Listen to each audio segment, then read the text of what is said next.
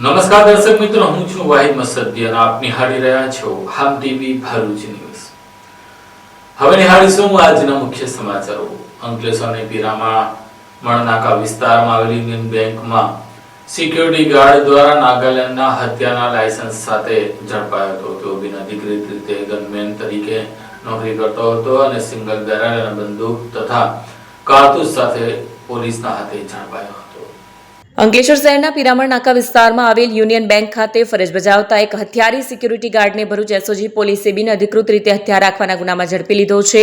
બાતમીના આધારે SOG staff દ્વારા તપાસ હાથ ધરવામાં આવી હતી। તપાસ દરમિયાન યુનિયન બેંકમાં ફરજ બજાવતા શશીનાથ આદિત્ય નારાયણ તિવારી રહેવાસી કોસંબા સુરત પાસેથી 12 બોરની સિંગલ બેરલ બ્રિજ લોડર બંદૂક તથા 10 જીવતા કારતૂસ મળી આવ્યા। આરોપી પાસે નાગાલેન્ડ રાજ્યના દિમાપુર જિલ્લા મેજિસ્ટ્રેટ દ્વારા જારી કરાયેલ હથિયાર પરવાનો હોવાનું જણાયું, પરંતુ તે પરવાના આધારે ભરૂચ જિલ્લામાં હથિયાર રાખવા અંગે સ્થાનિક જિલ્લા મેજિસ્ટ્રેટ કે પોલીસ મથકમાં કોઈ નોંધ કરાવી ન હોવાનું ખુલ્યું। આરોપી છેલ્લા 2 માસથી CISS સર્વિસીસ લિમિટેડ મારફતે હથિયારી ગાર્ડ તરીકે નોકરી કરતો હતો અને તારીખ 3/11/2025 થી અંકલેશ્વર યુનિયન બેંકમાં ફરજ બજાવતો હતો। પોલીસે આર્મ્સ એક્ટ હેઠળ ગુનો નોંધાવી આરોપી પાસેથી અંદાજે ₹26,000 ની કિંમતનો મુદ્દામાલ જપ્ત કરી વધુ તપાસ શરૂ કરી છે। અંકલેશ્વરના હાઈવે ઉપર સન્માન હોટલના કમ્પાઉન્ડમાં પાર્ક કરેલી 4 ટ્રક અને કન્ટેનરમાંથી ઘાસચારા વિના અને પાણીની કોઈ પણ વ્યવસ્થા વિના ભરી રાખેલી 80 ભેંસો અને એક પાડાને પાનેર પોલીસે કબજે લીધા હતા।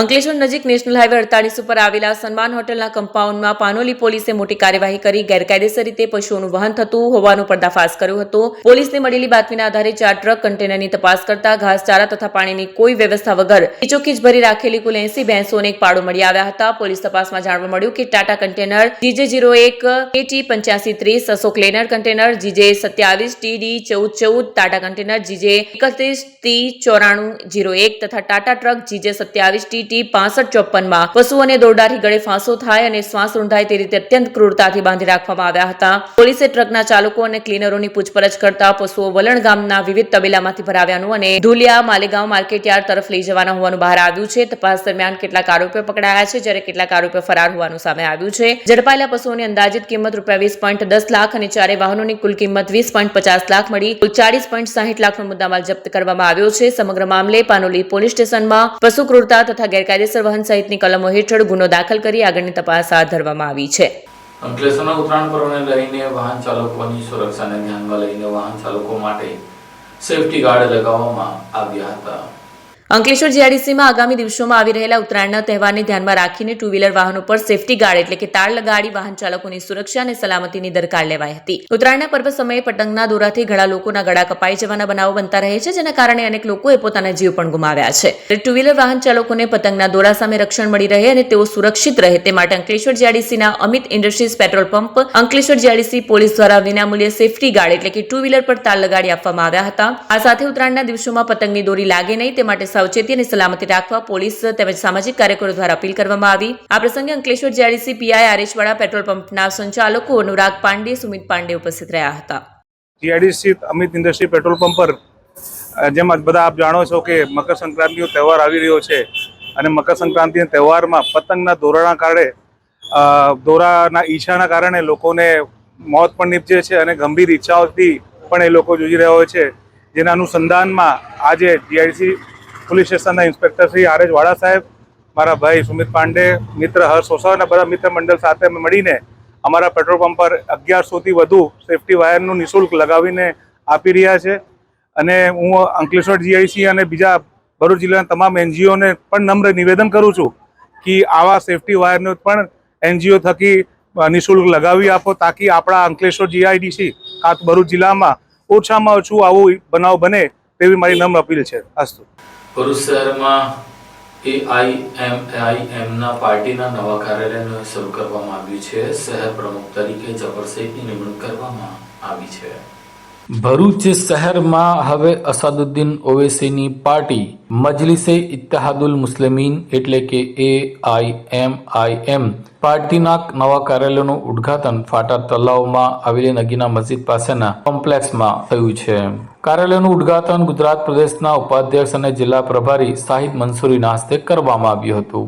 કાર્યાલયના ઉદ્ઘાટન પ્રસંગે પાર્ટીના આગેવાનો કાર્યકર્તાઓ મોટી સંખ્યામાં ઉપસ્થિત રહ્યા હતા। આ કાર્યક્રમમાં જફર જી શેખની AIMAIM પાર્ટીના શહેર પ્રમુખ તરીકે તરીકે વરણી કરવામાં આવી હતી.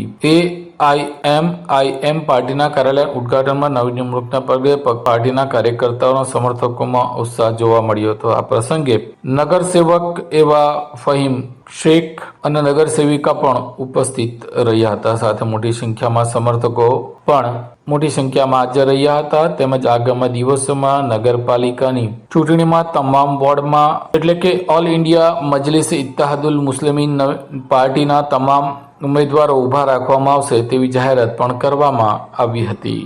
આજે તારીખ 1/1/2026 દિવસે ભરૂચ ખાતે ભરૂચ શહેરના પ્રમુખ તરીકે જફરભાઈ શેખને શહેર પ્રમુખ બનાવવામાં આવ્યા. સાથે સાથે આવનારી નગરપાલિકાની જે ઇલેક્શન આવવાની છે એના માટેની તૈયારીઓ પણ કરવામાં આવી. આજે ભરૂચ શહેર ખાતે ભરૂચ શહેરની કાર્યાલયનું એક ઓપનિંગ કરવામાં આવ્યું. સાથે સાથે મોટી સંખ્યાની અંદર ભરૂચ શહેરના આગેવાનોને સંબોધન પણ કરવામાં આવ્યું. હોદ્દેદારોને હોદ્દાઓનું વિતરણ પણ કરવામાં આવ્યું અને જણાવવામાં આવ્યું કે આવનારા નગરપાલિકાના ઇલેક્શનની અંદર all India Majlis Ittehadul Muslimeen party ગુજરાતના સદર સાબિરભાઈ કાબલીવાલાની આગેવાનીની અંદર ભરૂચ નગરપાલિકાના ઇલેક્શન લડવાની છે મજબૂતીથી અને આવનારા સમયની અંદર લોકોના ન્યાય માટે હક અધિકાર માટે નગરપાલિકાની અંદર અવાજ ઉઠાવશે અને દરેકને ન્યાય અપાવવાનું અધિકાર અપાવવાનું અને દરેકના કામ કરવાનું કાર્ય કરશે તેવી બાહેધરી પણ આપીએ છીએ. ભરૂચ શહેરના હોસ્ટેલ ગ્રાઉન્ડ ખાતે યુનિયન સ્કૂલ દ્વારા 2 દિવસીય જ્ઞાન ગંગોત્રી કાર્યક્રમનું આયોજન કરવામાં આવ્યું છે. ભરૂચના હોસ્ટેલ ગ્રાઉન્ડ ખાતે શિક્ષણ અને સ્વાસ્થ્યના સંગમ સમાન જ્ઞાન ગંગોત્રી કાર્યક્રમ યોજાયો હતો. ભરૂચ શહેરની મધ્યમાં આવેલા હોસ્ટેલ ગ્રાઉન્ડ ખાતે ભરૂચ એજ્યુકેશન સોસાયટી સંચાલિત BES યુનિયન દ્વારા 2 દિવસીય જ્ઞાન ગંગોત્રી કાર્યક્રમનું આયોજન કરવામાં આવ્યું હતું. તારીખ 3 અને 4 જાન્યુઆરી દરમિયાન યોજાયેલા આ મહોત્સવમાં ગણિત વિજ્ઞાન પ્રદર્શન, પુસ્તક મેળો, સાંસ્કૃતિક કાર્યક્રમો અને ફ્રી મેડિકલ ચેકઅપ કેમ્પ જેવા બહુઆયામી પ્રકલ્પો આકર્ષણનું કેન્દ્ર બન્યા હતા. આ પ્રસંગે સંસ્થાના પ્રમુખ દુષ્યંત પટેલ, પૂર્વ આચાર્ય વાસંતીબેન દિવાન, પૂર્વ શિક્ષક સનત રાણા અગ્રણી અને પૂર્વ વિદ્યાર્થી નરેશ ઠક્કર સહિત માધ્યમિક વિભાગના આચાર્ય વિજયશ્રી સિંધા અને પ્રાથમિક વિભાગના આચાર્ય ધવલ ભટ્ટ ઉપસ્થિત રહ્યા હતા. ગણિત વિજ્ઞાન પ્રદર્શનમાં શાળાના 114 જેટલા ઉત્સાહી વિદ્યાર્થીઓએ પોતાની મૌલિક સૂઝબૂઝથી તૈયાર કરેલી અંદાજે 50 જેટલી કૃતિઓ રજૂ કરી હતી. એક સ્કૂલ જો ભરૂચના જૂના ભરૂચમાં હોય તો અમે અમારા વિદ્યાર્થીઓ ત્યાં એ મીડિયમમાં ભણાવી શકીએ. પણ કહેતા આનંદ થાય છે કે પરવાનગી મળી ગઈ છે ને આવનારા દિવસોની અંદર સપનું પણ આપણું પૂરું થવાનું છે. સાથોસાથ આજના જ્ઞાન ગંગોત્રીની અંદર મેડિકલ કેમ્પ પણ યોજવામાં આવ્યો છે અને મેડિકલ કેમ્પ આ વિદ્યાર્થીઓને આંખો અને દાંત અને વિવિધ કેટેગરીની અંદર એ લોકોનું ચેકઅપ પણ થશે. સાથે સાથે મેથ્સ અને સાયન્સ વિજ્ઞાનના સ્ટોલ્સ પણ છે અને લગભગ 2 દિવસ સુધી ચાલનારો આ પ્રસંગ છે. તો વધુ નથી કહેતો પણ જૂની જે કોચીની સ્કૂલ હતી ત્યાં બોર્ડ પર આટલી વસ્તુ લખી હતી કે life is a game, play it, life is a battle, struggle it અને life is a song, sing it.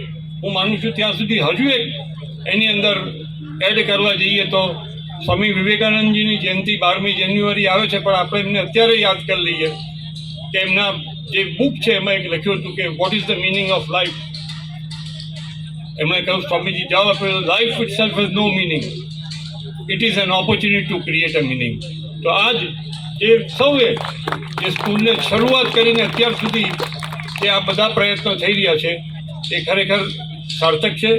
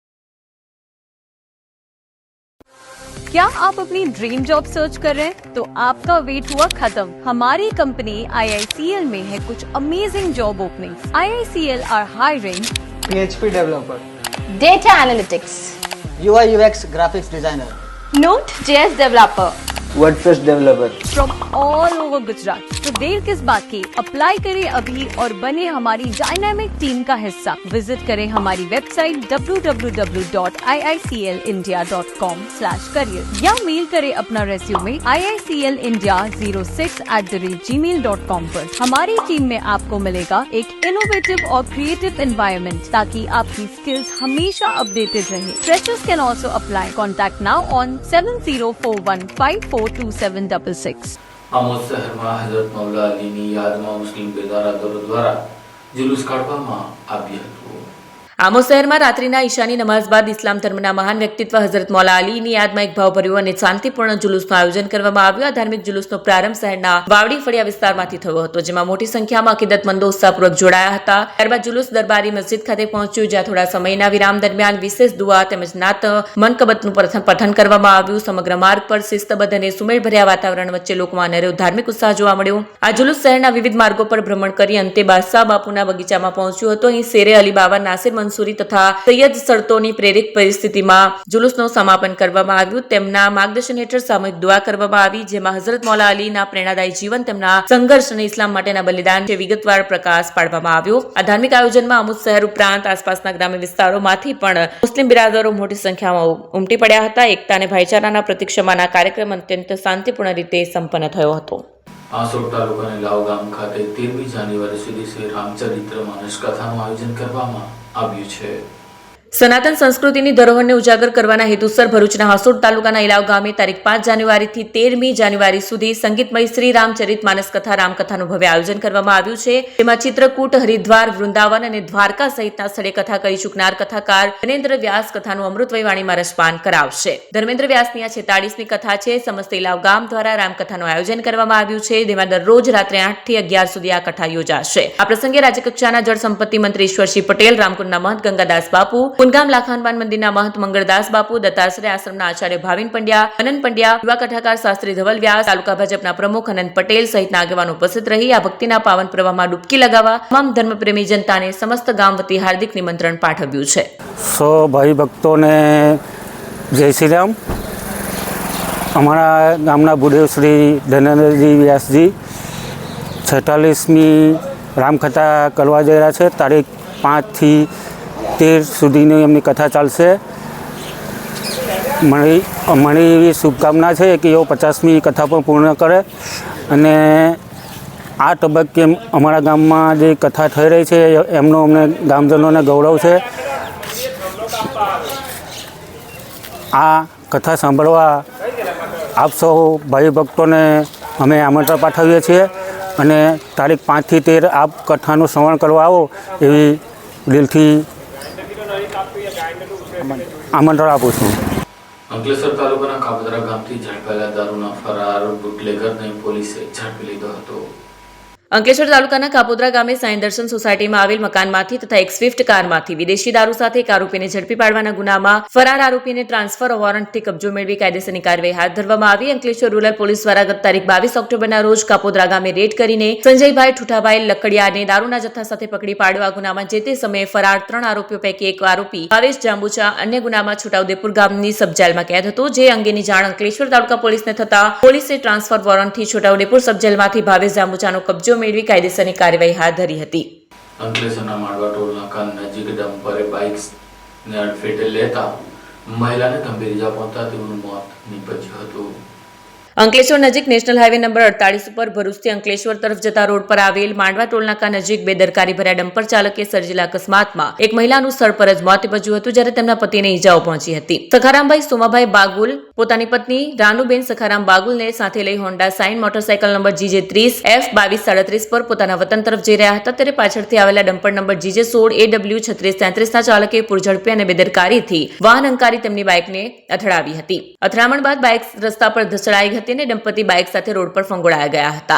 અકસ્માત બાદ ડમ્પર ચાલક વાહન લઈને ફરાર થયો હતો। ઘટનાની જાણ થતાં ટોલનાકા પર હાજર લોકો તથા શેરડી કાપવાનું કામ કરનાર સાથી મજૂરો ઘટના સ્થળે દોડી આવ્યા હતા અને બાદમાં પોલીસને જાણ કરવામાં આવી હતી। પોલીસે મૃતદેહનો કબજો લઈને જરૂરી કાનૂની કાર્યવાહી હાથ ધરી છે અને ડમ્પર નંબર GG16 AW3633 ના અજ્ઞાત ચાલક વિરુદ્ધ ગુનો નોંધાયો છે. વધુ તપાસ અંકલેશ્વર તાલુકા પોલીસ દ્વારા કરવામાં આવી રહી છે. આ સાથે MTV ભરૂચના સમાચાર પૂર્ણ થાય છે. આવતીકાલે ફરી મળીશું. ત્યાં સુધી રજા આપશો. નમસ્કાર.